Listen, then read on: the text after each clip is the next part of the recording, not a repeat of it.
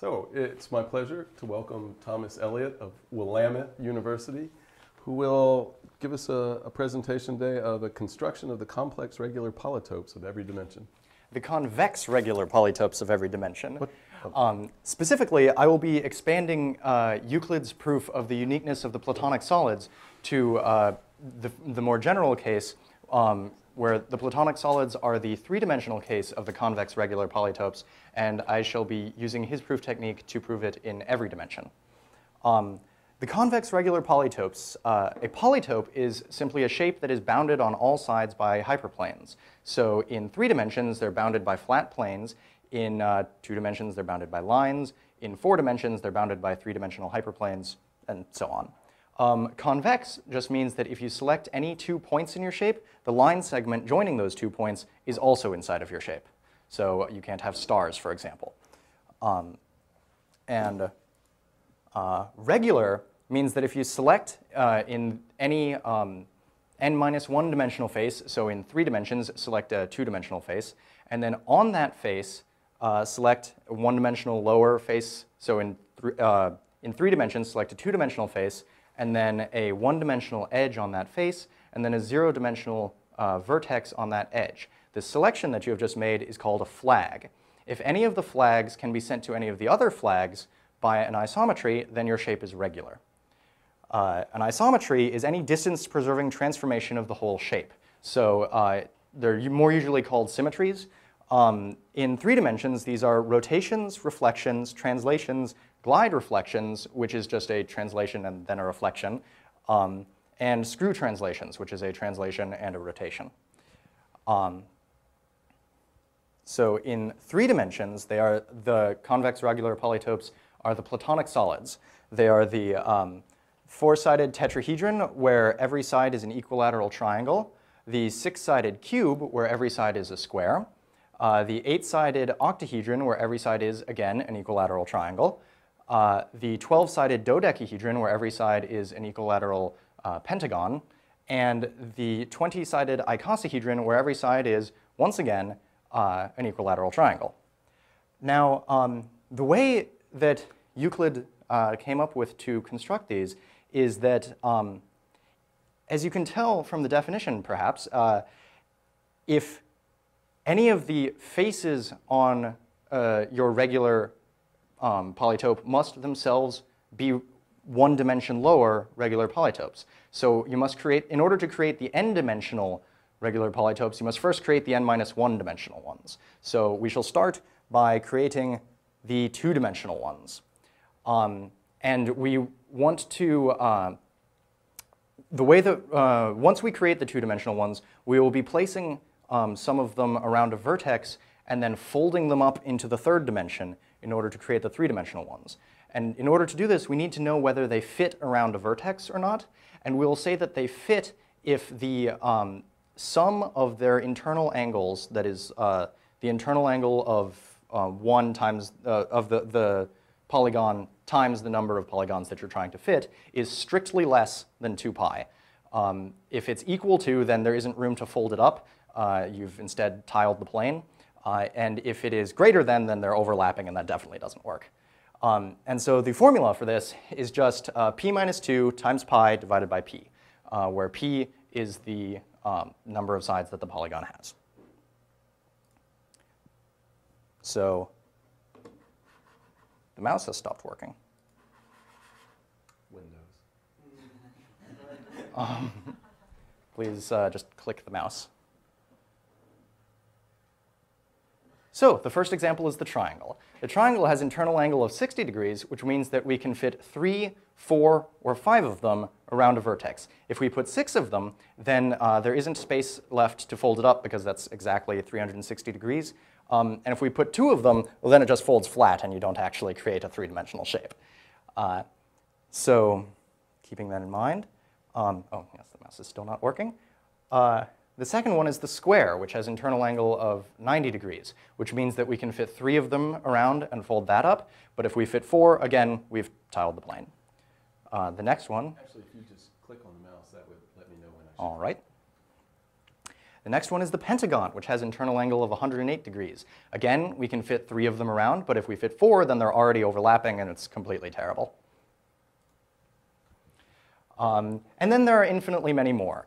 The hexagon, if we've put 3 of them around, well, we've already filled up all of the space, and we've tiled the plane again. And so if we can't build anything out of the hexagon, then we definitely can't build anything out of the heptagon or higher. And so if our technique is in fact going to work, then we have built everything that there is in 3 dimensions. So now we're going to move to the 3 dimensions and see what we have built. And we're going to keep in mind the internal angle of the 3-dimensional things that we're building so that we can then use them to build the 4-dimensional things. Things being convex regular polytopes. So this is how we determine the internal angle of a 3-dimensional polytope.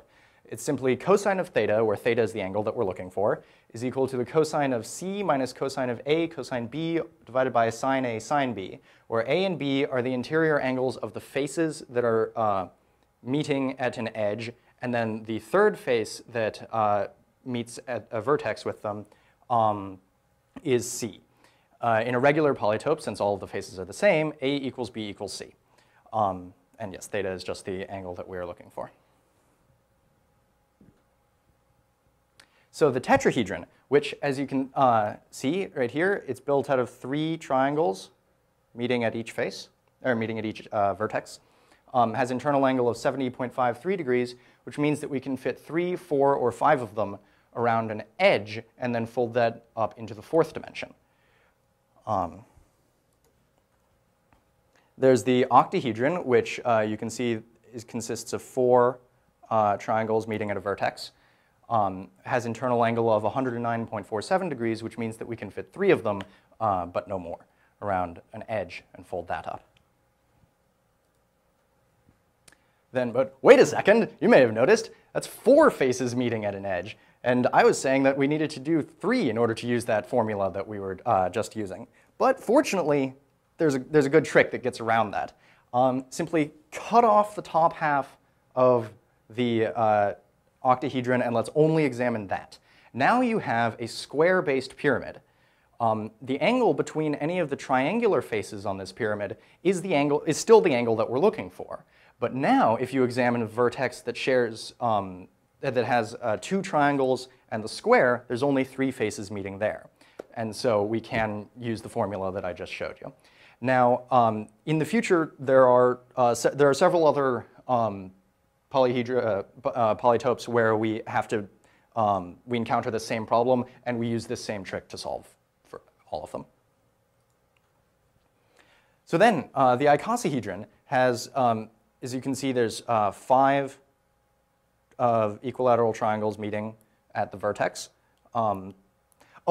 One note, all of these are actually solid. I've drawn them in wireframes so that you can see all of the faces more easily, but in actuality, these are solid, and if they were built out of something, they would be opaque, and you wouldn't be able to see all the different faces.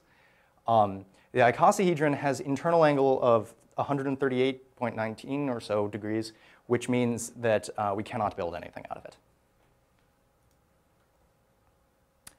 The cube, built out of squares, also has internal angle of 90 degrees. A pattern seems to be developing. This pattern it seems as though we might be able to use the cube to build something in 4 dimensions that might have internal angle of 90 degrees. I wonder if that is always the case. We shall see later that yes, it is. The cube is one of the 3 so-called universal regular polytopes. The dodecahedron, made out of 3 pentagons meeting at each vertex, has internal angle of 116.57 degrees. So once again, we can put 3 of them, but not 4, around an edge and fold them up. So in 4 dimensions, click again, this, the hyperpyramid with internal angle of 75.5 degrees, also called the, please click again, this is, also called the Pentagon or the Simplex, is built out of 3 tetrahedrons meeting at each edge. If you can see, for example, examine this edge, there's this tetrahedron, and this tetrahedron, and this tetrahedron. It will be perhaps easier to see later on. I have another picture that you'll like. The simplex is a term that describes shape that exists in every dimension. It's another one of the universal regular polytopes that I'll explain in more depth later. Next, built out of 4 tetrahedrons, is the 16 cell with an interior angle of 120 degrees, so we can't build anything out of it, is the hexadecachoron, also called the cross polytope or cocube. It's called the cocube because it is the dual of the hypercube, which we will get to in just a moment. And I will explain why it is called the cross polytope when I get to the universal regular polytopes. And then the biggest of all, built out of 5 tetrahedrons, or tetrahedra, is the 600 cell, also called the hexacosahedron, which looks like this. And I will not attempt to point out the 5 tetrahedra meeting at each point, but if you download the free modeling software called Stella, you can observe this shape and rotate it, and if you rotate it enough, perhaps you'll be able to see them. I used to draw that with my spirograph 45 years ago. I have a question. So in dimension 4, so what is the substitute for the dihedral angle? It's the angle between 2 cells, 3-dimensional cells that are meeting at an edge. We're measuring the angle shared by the planes. They're And that's a well-defined quantity? Yes, and we use the same formula, in fact. Just it generalizes, it continues to be used in every dimension beyond 2. And then the hypercube, or tesseract, made out of 3 cubes, which once again has internal angle of 90 degrees. As the 3 cubes, for example, on this edge, there is this small-looking cube, the front cube, and this bottom cube, if you can see that, perhaps.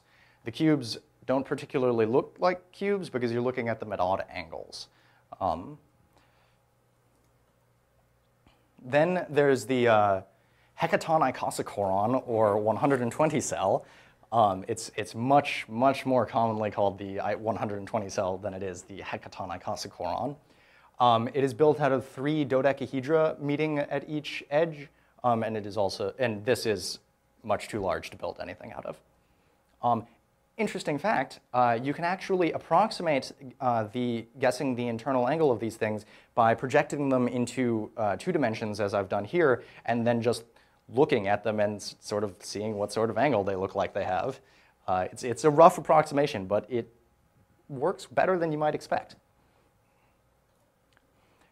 Now comes the 24 cell, or octacube, which is built out of 3 octahedra meeting at each point. It has internal angle of 120 degrees, which means we cannot build anything out of it, but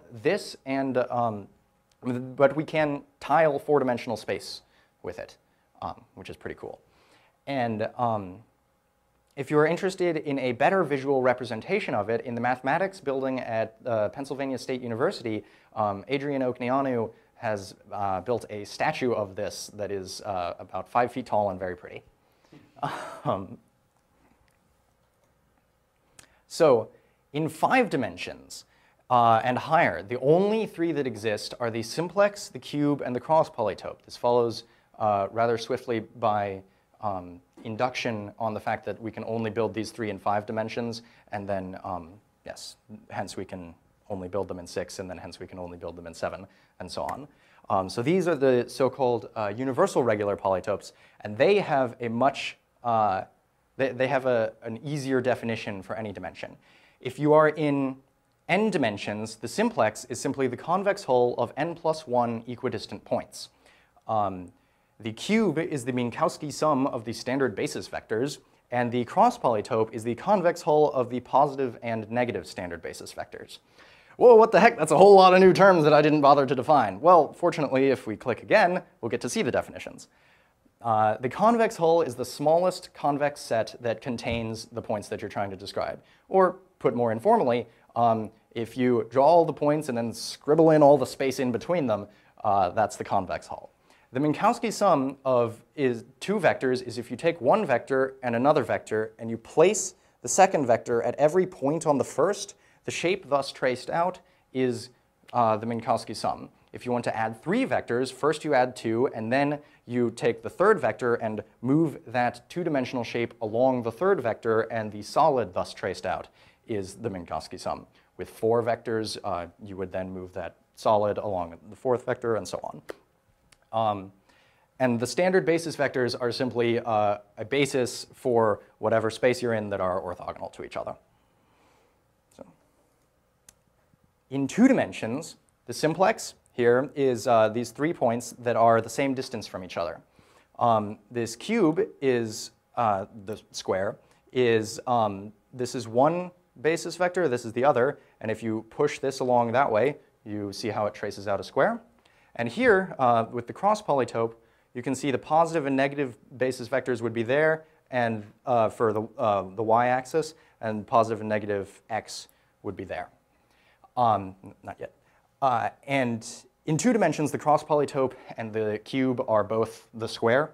Now, you guys can everyone can tell that this is meant to be an equilateral triangle, and that's meant to be a square, and that's meant to be a square, even though they don't actually look that way because you're looking at them at an unusual angle.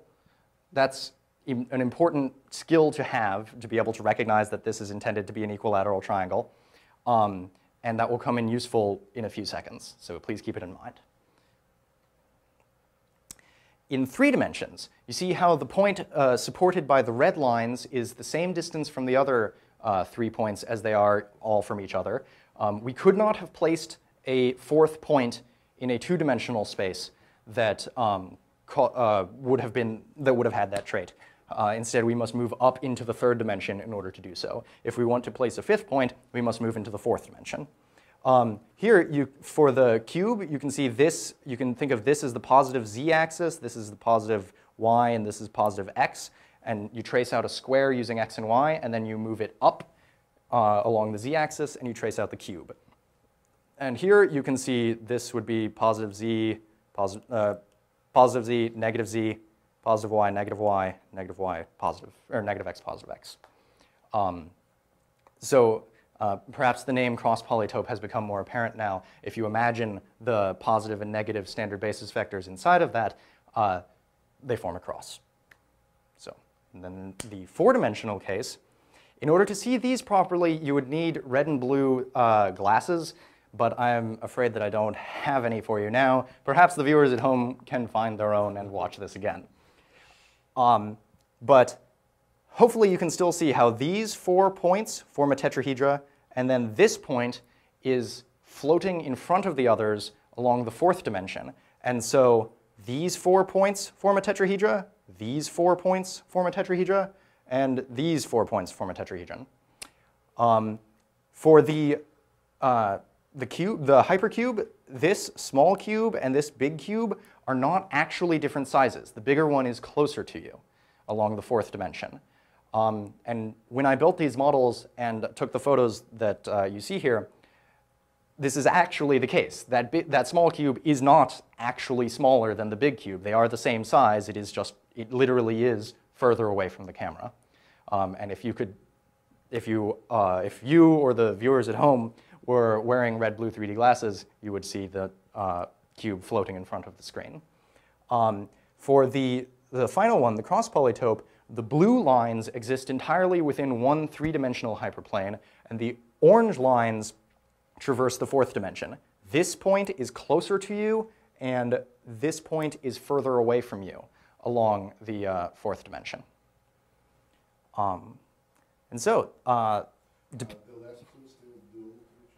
Yes, in every dimension, the cube and the cross polytope are the duals of each other.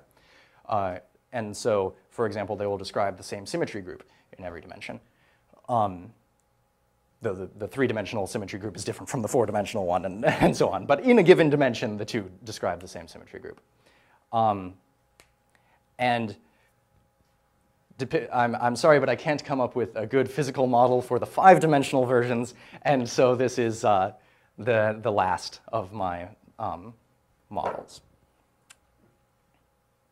So I would thank you. I would like to thank most of all Euclid for all of the many, many things that he has done, but in particular for this proof.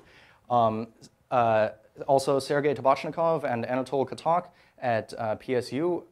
I was there in the mass program and did this project there. Adrian Okneanu, also at PSU, inspired me to come up with interesting visualizations. HSM Coxeter, though he is an incredible pain to read, is incredibly informative and definitely worth checking out. And Paul Kunkel is a person who had the best derivation of the dihedral angle formula that I could find. That is all. Thank you. Thank you.